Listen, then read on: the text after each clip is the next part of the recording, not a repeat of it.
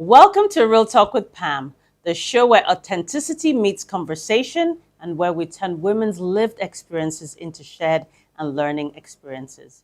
Today, we're discussing a vital topic: promoting work-life integration and safe spaces for women at work. Joining me are two remarkable women, Ekemini Akpakpan, the Executive Secretary at WISCA, and Ibukun Owolabi, who is the Gender, Safeguarding and Inclusion Lead at TAFTA. Both women are passionate advocates of gender inclusion and are involved in designing programs that create inclusivity for women at work. Let's get started. Ekamini and Ibukun, welcome to Real Talk with Pam. Thank you for having us. Thank you. Happy Fantastic. to be here. Great. So today we're going to be talking about work-life balance for women and creating safe spaces. Both of you are women who have worked extensively in the gender transformation, gender inclusion space.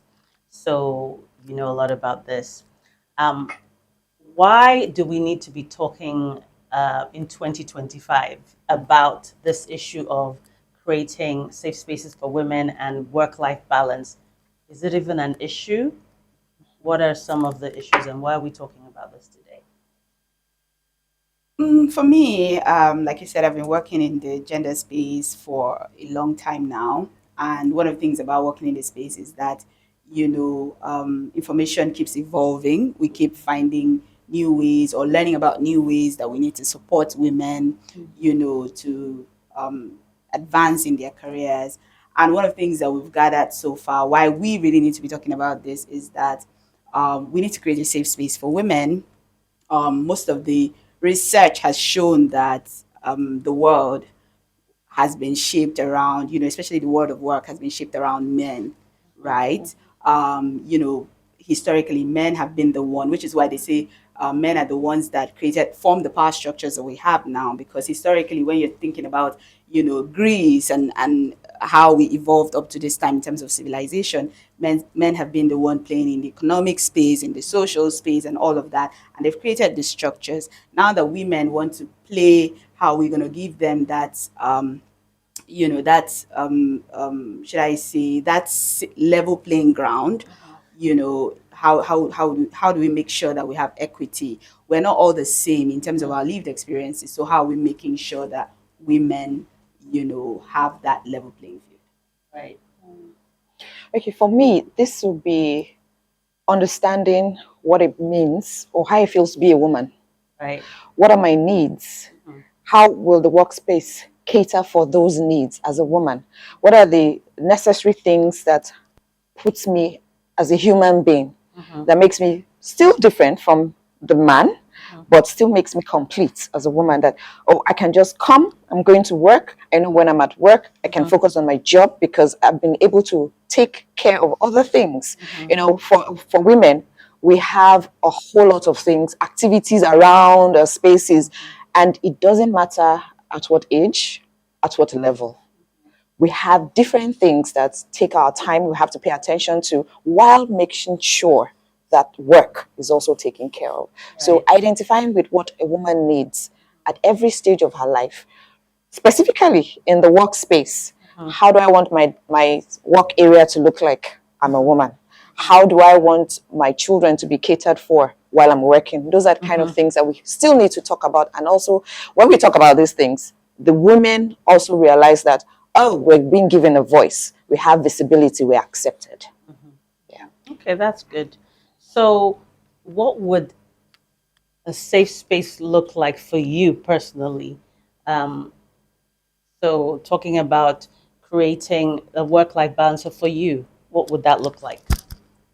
So for me, work-life balance means like being able to bring myself to work, right? I think I read somewhere that that's the most simplified version of what inclusion means, especially in the workplace, being able to bring your whole self to work and not feeling guilty. And so for me, that starts with like, what are my values? Everybody has their own work, but their own work personality.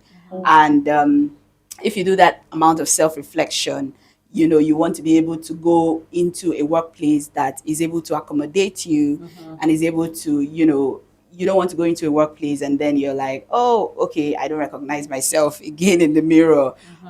So for me, essentially, those values are very important. How is that workplace, helping me to have that safe space? Because that's what will be the safe space. I remember seeing a movie called Devil Wears Prada many years ago, and that lady, she really was desperate about getting this job, and then when she got it, it was like her peers did not recognize her anymore, and that was her support system. I mean, before she got there, so it was like, do you want to sell your soul to the devil? Do you want to be in that place where, Right.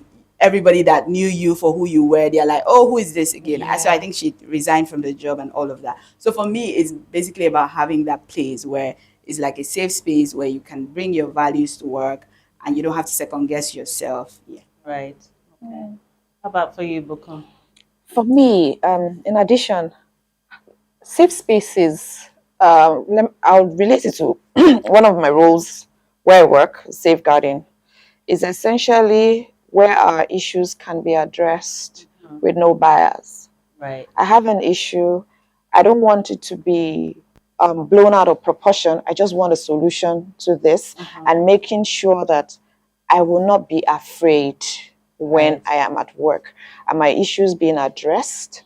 Can I walk up to management and say, oh, something like this happened to me. What are we going to do about it? If I'm sending an email or sending a report, hopefully there's no backlash on my Right. person because I am also protected. That's why we have this anonymity clause as well for safeguarding. When we create those policies, the spaces where people can report incidences, people can, just vent. And it's largely to cater for the woman and to also give her a voice. And then you know that I'm coming to work, I feel secured. And then there's room for growth along the way. Sure. So, coming back to the Nigerian context, because we're in Nigeria, do you think that we have a long way to go in terms of applying this safeguarding rules in this country? And do you have any personal experiences that you have had working in the Nigerian environment that has been toxic and not very accommodating because of the fact that you are a woman? I don't know. I don't want to say because I'm a woman, Okay. right? But I would say that, so in Nigeria, you already know we have this hustle mentality, or should I say this? I always say suffered. So, because I remember working in like the Rwandan context and, getting the feeling that I'm doing too much because, you're just like getting things done and then everybody's like, okay, don't message me during the weekend, like.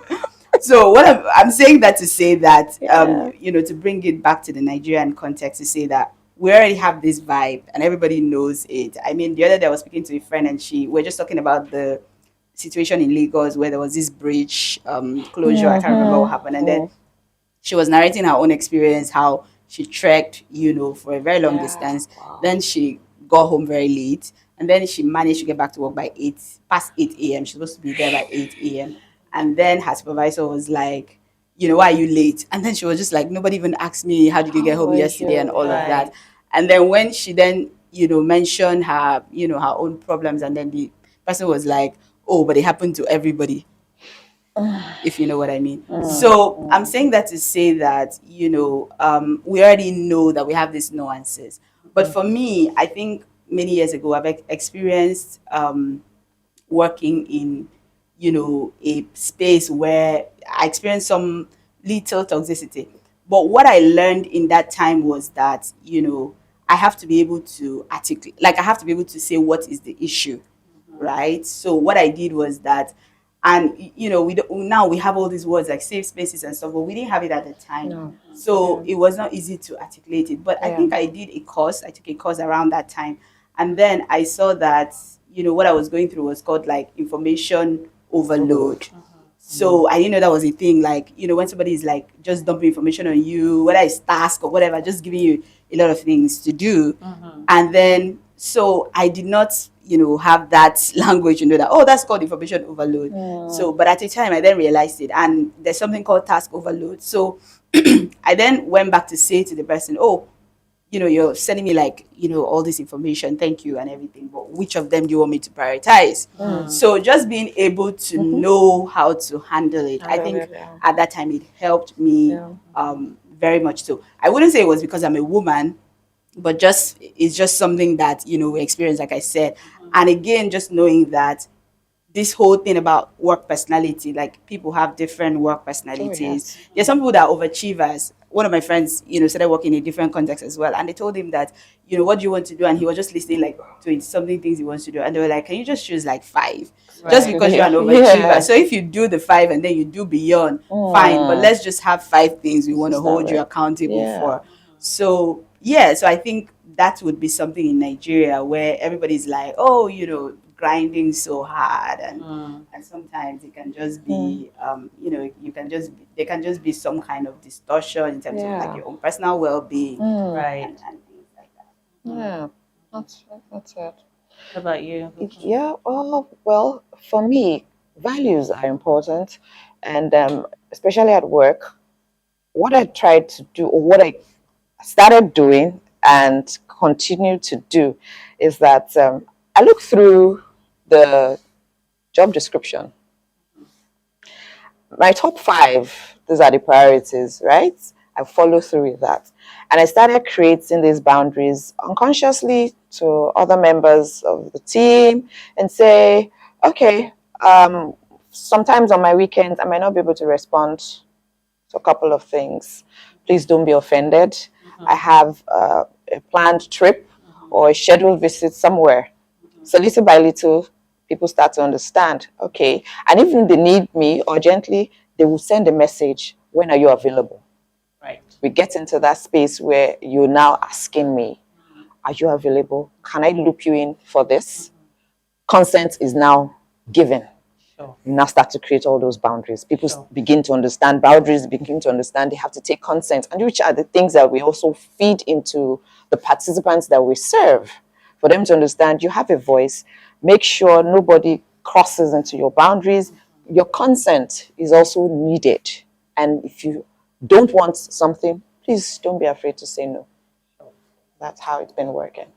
Love it, because I think I love that word boundaries, because that was the next question I was going to ask. How do you set boundaries for yourselves? Because I think for me, coming back to Nigeria after working in the UK for so long, it's a totally different thing. And I remember working somewhere where my boss called me one time almost midnight. Or I've had my boss call me 5 a.m. in the morning. And so, at first, you sort of think, oh, let me pick that call because it could be very important. It could be a very important urgent emergency. Yes. And then you find out it really isn't. And so having to sort of create that boundary and say, no, I'm not going to pick those calls anymore, because if I keep picking them, that cycle will not stop. It won't stop. And so it's creating that boundary. And, I remember saying to someone, but then they were like, well, this is Nigeria. This is Nigeria. And so really changing that cultural mindset about how we do things regarding to work is very, very important, and how we create boundaries. And I think that is something that I believe has to change in the workplace. Yes. Like, it doesn't have to be if you're a woman only, for generally for everybody. What I else wanted to ask particularly is, as women, if you're married, then you could say, oh, you could have a boss or work environment that can understand, okay, she has kids, she needs to go pick up her kids once in a while if the school, bus breaks down or whatever, or she has a husband at home. But as a single woman in the workplace where you don't have a child, you're not married, do you find that there's a different expectation for you in terms of having to work maybe later than your normal 9 to 5, and you finding sometimes that you have to justify if you needed to leave work early? Have you ever had that experience? For me, I don't.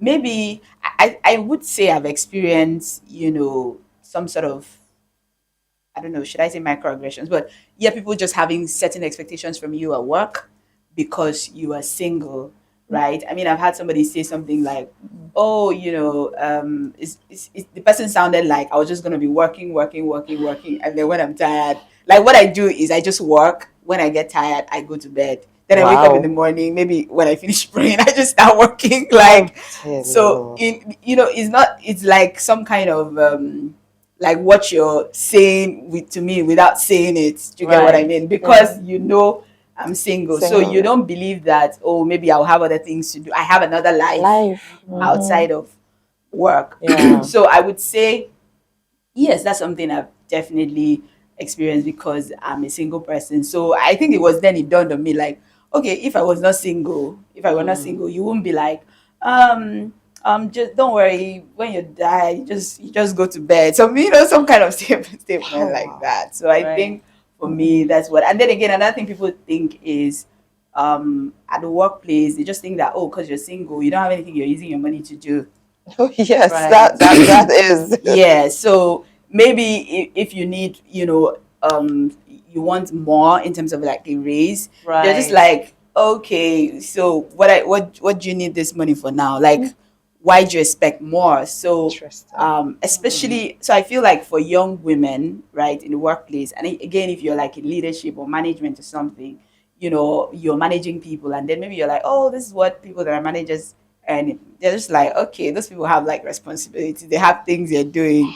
Wow. What do you need more money for Oh. now? Like, Like I'm why? worth it? Like I've got Exactly. experience? Yes. Yeah, so I Right. think it's just about how they're valuing you differently, right, as a woman that is single in the workplace.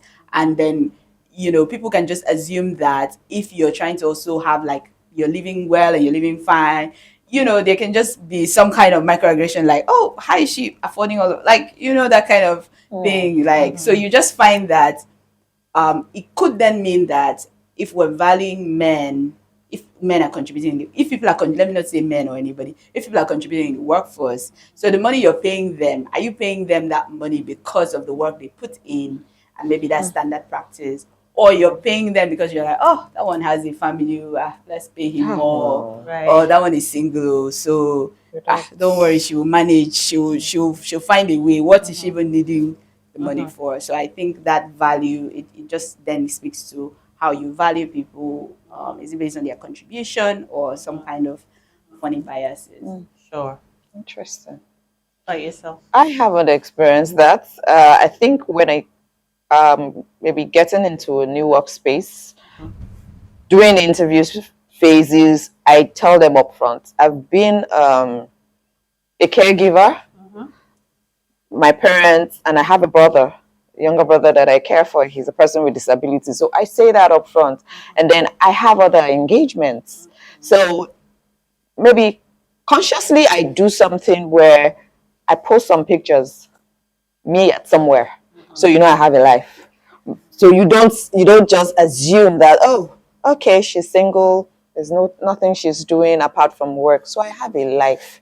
I go places. I've done this maybe in the last 5 years now, where I literally just take myself out on dates, and I enjoy myself. So if you're calling me for work, can we talk about this on Monday? Sure. Fine. So you have to maybe with wisdom put that out there, so people don't say, oh, you're single, you don't have responsibilities. Everybody has responsibilities. I am responsible for myself. That's enough responsibility anyway. Sure. So people need to be able to understand that as a human being, we are all responsible. And that should be put into context. Is the value we bring that we should be measured by at the end of the day. Sure. Okay. And again, just to add to what you're saying, I also feel like it also has to do with if you're single in the workplace and people feel like you don't have anybody you're accountable to, right? Yeah, So that's they just expect that, oh, if she's married, she's accountable to her husband, maybe her Right. family. wow. But as a single person, we can just You feel- expect anything from you. We Yeah. can just be like, show up now, and then you just show up. Wow. Right. Yeah. So So I think that's another thing. Okay. So it sounds like that there's definitely a pecking order in the way that we Yeah, viewed. I So in the see in it. the in the grand scheme of things, the single person would be sort of at the lower end of the rung when we shouldn't be B. really. Yeah. Shouldn't. So I know I was talking to you earlier, Bukun. You were saying you recently experienced some sort of toxicity in the workplace. Tell me about that. Okay, because like I mentioned, having grown up among boys, I'm the only girl out of four boys, and our background is more like our parents didn't do this. The girls' kitchen cleaning stuff, and the boys do. Everybody comes to do the work, so we didn't really see that separation growing up, and that's how all of us are today. So getting into workspaces, when I start to see maybe during meetings and someone, maybe the manager he's supposed to be, supervising whatever meetings we're having, people have questions. And I started noticing that for the women, sometimes they cut them off. Right. And that's when I won't like bust in, but I'll make a statement, type in the comment section. It's always a Zoom meeting. I'm like, can you please allow her to ask her question? She has a comment. Then I go right ahead and say, oh, XYZ, please go ahead with your comments. Little by little, I started seeing this. And then it brought a level of trust from my colleagues. They started telling me things. There was pay disparity, which Right. wowed me. And I took it up to HR Even for the same roles. for the same roles, Right. the same level.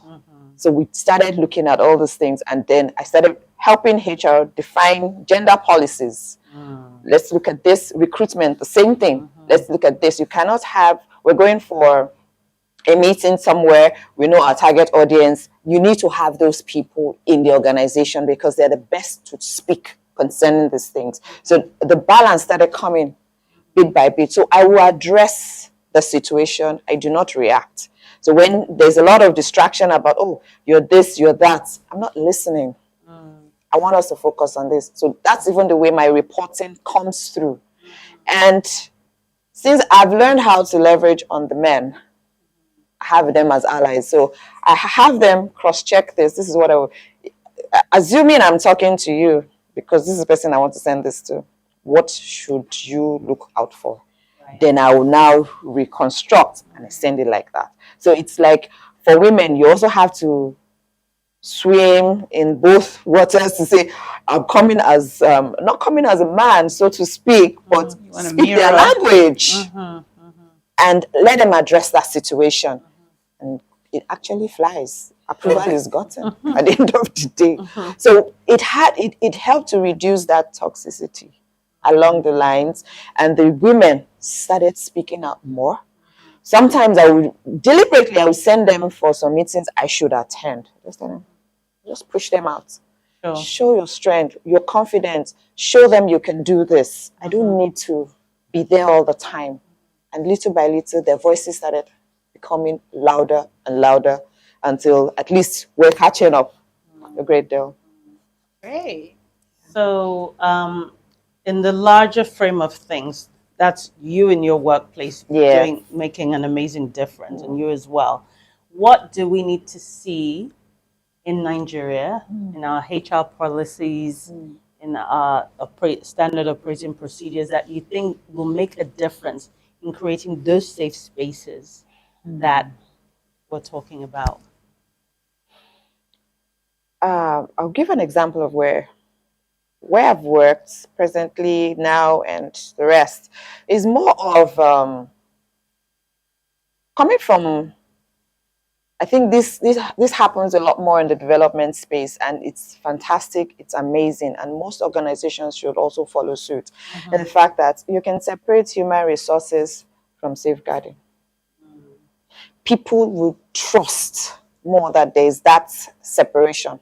So safeguarding helps HR to develop these things, create that safe space, create an atmosphere where women especially can feel safe, can know that my issues will be sorted.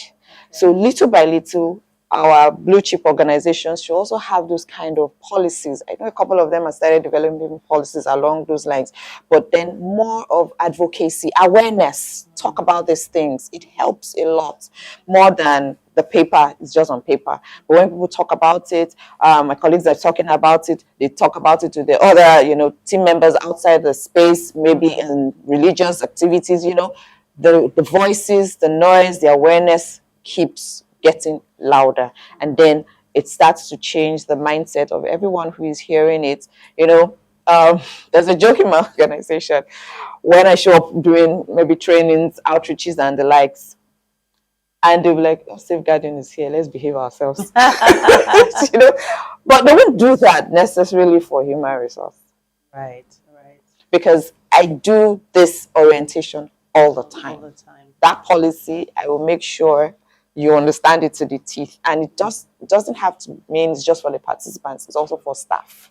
And so that has helped them to understand that, oh, okay, we're all included in the whole thing. And then they also carry the awareness to wherever they're going. Sure. Yeah. So basically, what you're saying is that every organization should really have your standard HR, but your safeguarding officer, Yes. who is separate, Yes. who's like the person who is making sure that HR does their work Exactly. properly. Fantastic. How about you?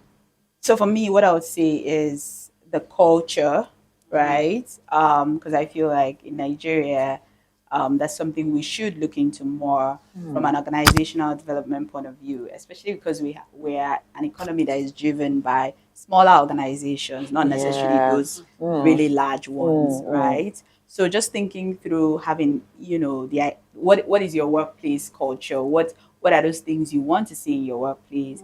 And how are they promoting this inclusion? Because if we're looking at it like that from head to toe, from members of the organization at every level, and even when you have to collaborate with stakeholders, how is this in line with the culture Exactly. that we are championing here? I remember that this I learned that Facebook, when it first started, one of their culture slogan was "move fast and break things," right?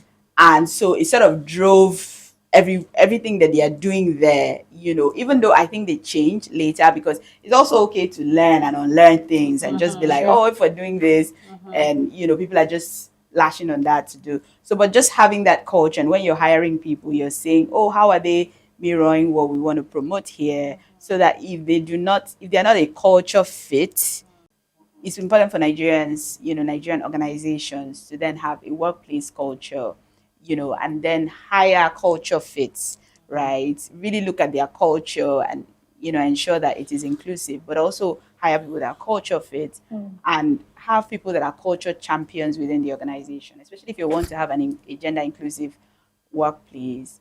Who are those people that, you can say that they are champions, so that when they see things, they're calling it out. It's part of their job description to be gender champions. So what I wanted to know, and your take on this, and if you had any advice about this, is working in a place where a lot of organizations and big organizations that are family owned in this country can be one of the most toxic places, because you find that the culture in those environments is that there is hardly any governance. It's run in an authoritarian way, and we're not talking about small companies. We're talking about companies, they have thousands of employees, where if the owner doesn't sign the check, nobody gets paid, or there is just this unspoken toxicity that goes on because everybody's kind of beholden to what the person says. So even though you have your HR department, none of that matters, because it's either their way or the highway. And what you find in those kind of environments is that they have high turnover of people, they don't keep good people. So how do you create safe spaces, not just for women, but for anybody who works there in that type of environment? What would you say? That's a tricky one. So for me, I wouldn't say that has directly affected me, but we're living in Nigeria. I mean, we're saying to Nigerians, go and start a business.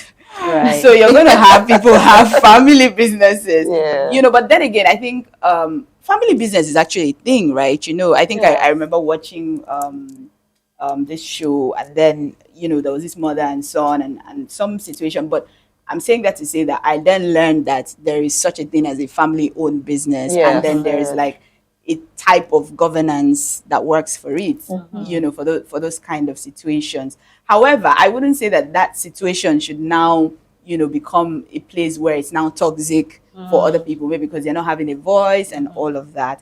And if that happens, I really don't know how you're going to survive it, though. I really don't know how you're going to survive it, because two situations I've seen, two situations like that, which I wouldn't say directly affected me, but obviously there were people in that situation. So I know of one that I think the spouse sent a letter of termination to somebody who that's not his boss, that was not his boss, but he then received letter of termination from, and he didn't follow due process. I mean, there is a process for terminating people's appointment, and I don't think he could really do anything because the situation wasn't really serving him, so he didn't really know how to go about getting some kind of if there was anything, some kind of like benefit or damages or anything. I'm not sure there was a way out of that.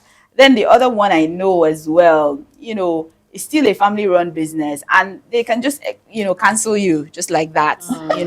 Yes, the word is cancel. So yes, because you can just be there, and then you're no more there because they just cancelled you. They've just come to their family meeting. So unfortunately, the governance situation is not. They don't have any governance structure. They are not following due process and all of that. So if you're in that situation, honestly, just run.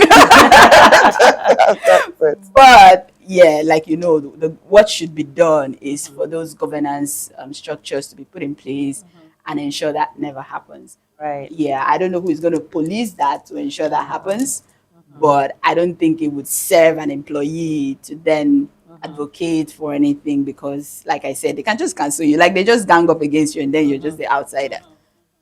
Yeah, like in other countries, you do have employment laws that protects the employee. Yes. Outside of an organization, you can go and report it, and you can go to an ombudsman or an arbitrator and get those issues solved. But I think in Nigeria, I'm not even sure if we have any such Employment policies in place. We might do, but I'm not quite aware of it. We do, but it's always on the side where the employee will be thinking, is it worth the stress? Right. And then what will be the outcome? And then on the other end, for these family-owned businesses, I think one thing for them is, if I put in place the appropriate governance policies or structure, what it means for them most times is they're relinquishing control. And it's that control that makes them, not knowing that when you are still in control, but the process or the approach is what is wrong. You can go by the way of this, what is standard across board, and you're still in control, because number one, you should be proud of yourself that this family-owned business is still running, it's still thriving, something is working. The results are showing. So I think for employees who ever find themselves in that spaces, where maybe they can connect with one of the children.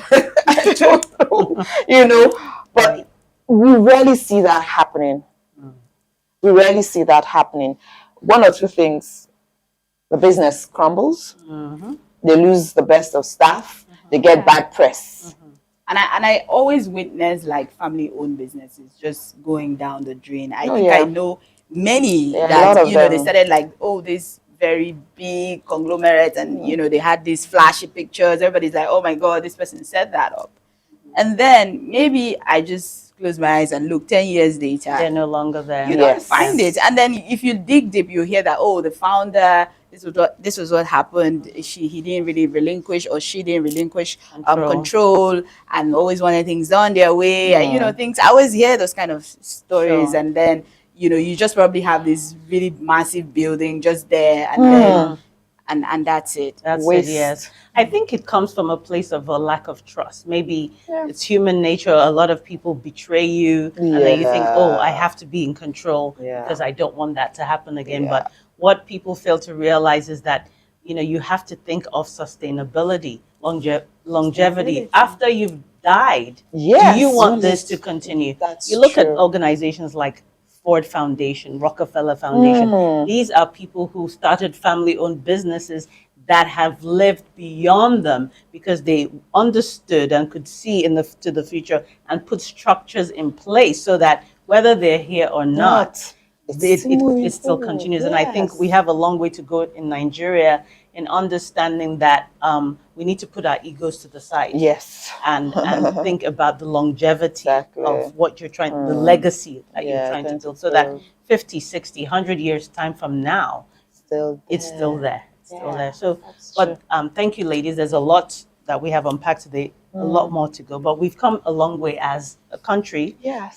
There's still a lot more to go. But finally, I wanted to ask you, talking about work-life balance, what do you do to balance your life? By the way, work-life balance is not a thing. I don't think it's possible. Wow. But work-life integration. Well, integration maybe, Yeah, yes. but I don't think work-life balance is a thing. Okay, so for me, I'm more of an indoorsy person. I don't know, is that a word? So movies. So if you hear a lot, I'll be like, oh, I saw this movie, or I saw this documentary, I saw this. So I do watch a lot of movies, documentaries. Yeah, those are the things I would say I do. And then I like nature walks. I take a lot of walks. Just see like nature, gardens, flowers, and really, really cool stuff. And then I also like wellness, like going to the gym and stuff. Even though I'm not sure I'm going really well, but yeah, yes. Speaking of work-life balance, right? So those are the things that really, really interesting to do. Nice. So how about you, Buku? Boko loves to taste food, so Oh, wow. I enjoy that. And And you're so slim. How is this fair? it's just Oh my tasting. god. I don't know what to say. She said taste, and then you just imagine the full of It's just tasting the food and walk away. Right, okay. Wow. Oh, yes. She walks away I from just the whole do food. that. So what She just you, tastes you, it. go, you go to food tasting Yes, things? events. Okay. Yes, Wow. and then movies. I enjoy my own company most of the time. I've not been reading a whole lot recently, but that movies, food tasting events, beach walk on the beach. So I'm not so much of I think I'm just learning all over again how to hang out with other women, other girls, have girls night out, and the rest of it. I'm learning to do that again, but I think I enjoy my own company. Nice. No, there's something to be That's said it. about that Yeah. as well. So for me, being a single woman in her 50s, I don't joke with my self-care. I love massage. I have to have my massage once a Aw. month. I have to do my nails. I have to do my pedicure. Yeah. I just enjoy that for myself. I Yeah. think, It's important. being a single mom, having a daughter, an older mother to take care of, I just need that my time. Exactly. Yeah. That's important to me. And I Breathe. love coffee, so I Yeah. have to get my coffee. I love It's coffee. interesting that you said self-care because most times ladies are thinking about going to the salon, but it's like, oh, I need to go to. I'm trying to dress up for work. I'm doing it because I need to go to work. I have a function to go to. It's not. It's not like you're taking care of yourself when you go Right. to the salon. Yeah. And I like it because when I go to the salon, that's the way I feel as well. And people are like, I don't get, why do you enjoy going? Why are you staying so long in the salon? I'm like, that's the my only time you do Right. like self-care. You're taking care of Yeah. yourself. What do you It's mean? not for work, You it's know, for you me. don't. That's You're right. doing it for yourself. So I really like that you said that though. Important. Very, very. Great. Well, thank you, ladies, for Thank you, being Pam, here. for having And I us. hope that our viewers have learned a lot about work-life integration Yeah. and also creating safe spaces for ourselves. And I think it's important, if you find yourself in a toxic environment, to be vocal about it and get the help that you need. And remember to take care of yourself. So thank you very much for watching. Till next time. Bye for now.